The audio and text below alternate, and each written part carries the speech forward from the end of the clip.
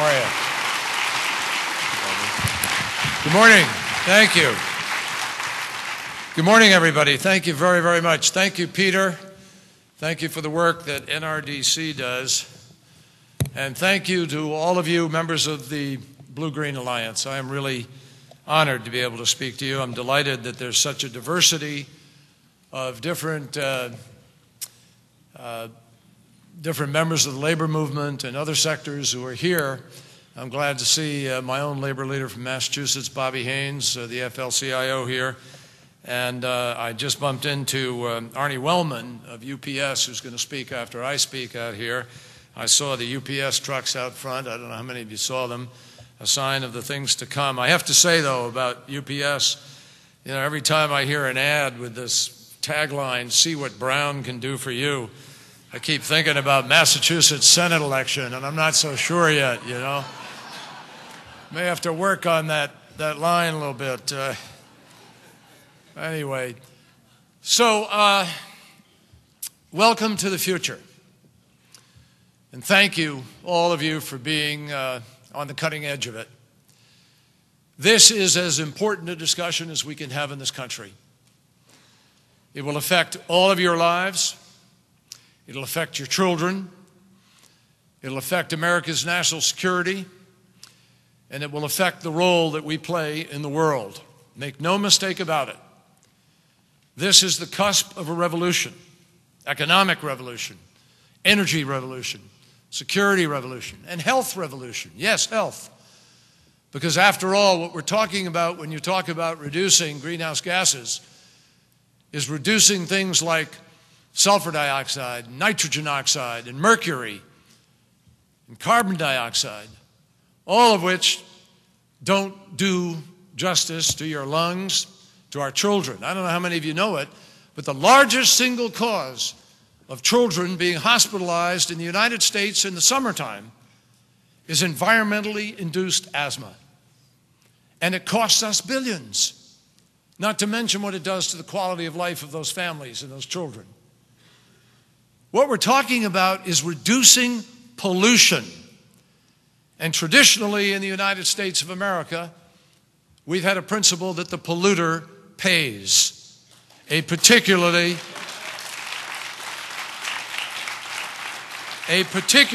important principle in light of what has happened down in Louisiana. Now, ironically, we've been working very closely with some of these oil companies in the last months. And I want to tell you, they've acted in good faith. And they have worked hard with us to try to find a way to get a solution that meets all of our needs. And I believe that when we roll out a bill, and we will roll it out very, very soon, we are going to have a unique coalition. Now, I want to speak to that in a minute, but let me just first put this in an historical context, if I can. You know, this is not a new discussion. And like a lot of things that happen in America, we're having trouble right now. And you ought to be concerned about it as individual American citizens. We're having trouble right now building consensus in this country of ours. We're having trouble making simple decisions that affect our future. We're having trouble getting over partisan politics and stopping the perpetual campaign.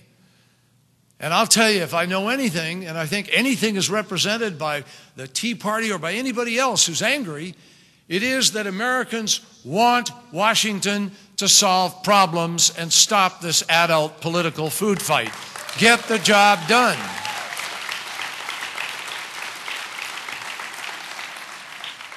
This bill is our single best opportunity to do that. Now, I know that tomorrow, I think, or later today maybe, you know, hundreds of you are going to be going up to the Hill and you're going to be starting to sit down with people. You got to be adamant tomorrow.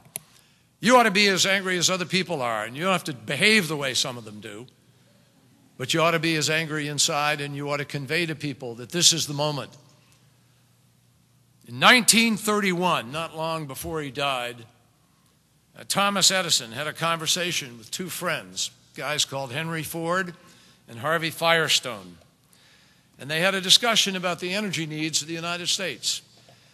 And Thomas Edison said, quote, "I'd put my money on the sun and solar energy. What a source of power. I hope we don't have to wait until oil and coal run out before we tackle that." Well, here we are in 2010. We're still having a debate about our energy future. Now, Edison was not an environmentalist by any means, but he recognized that oil and coal are finite resources.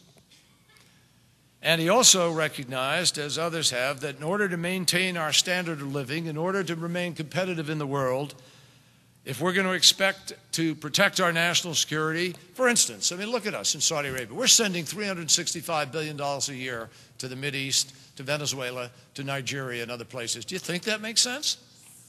$365 billion that could go to Texas, Nebraska, Oklahoma, Massachusetts, a bunch of other states in the country, invested in America, creating jobs that stay here in America, that can't be exported.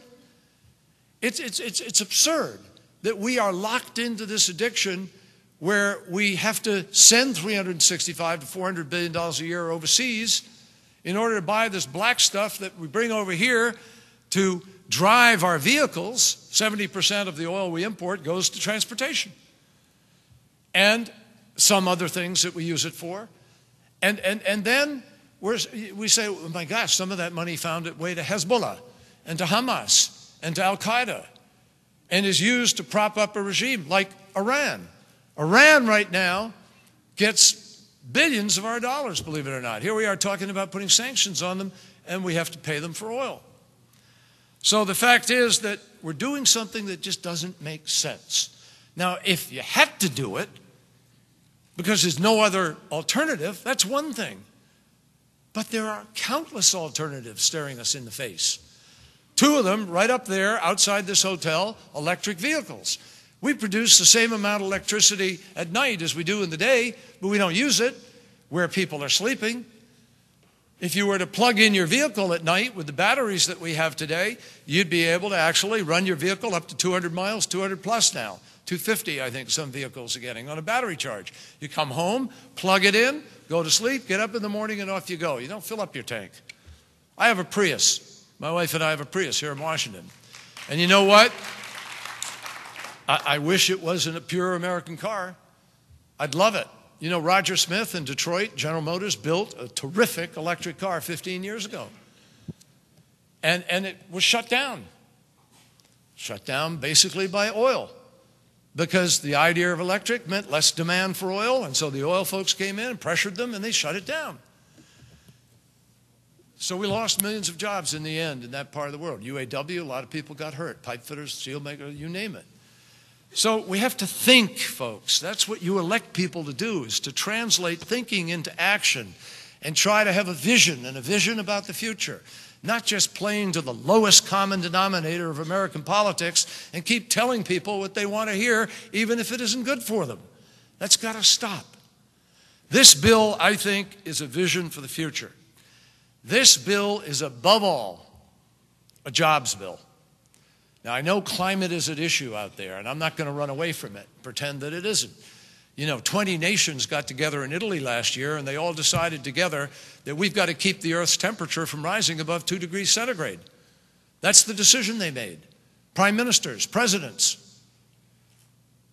The fact is, on the course we are today, we're going to rise somewhere between 7 and 9 degrees, and it's catastrophic. And on the course we are today, we're not going to keep our emissions at a level where we won't see that increase, because scientists tell us you got to keep it at 350 to 450, and we're going up to 600 to 900 right now, even with the best proposals that are on the table. Now, that's not what I'm here to talk about, because the truth is, this revolution we're talking about is, above all, a jobs revolution. It will create millions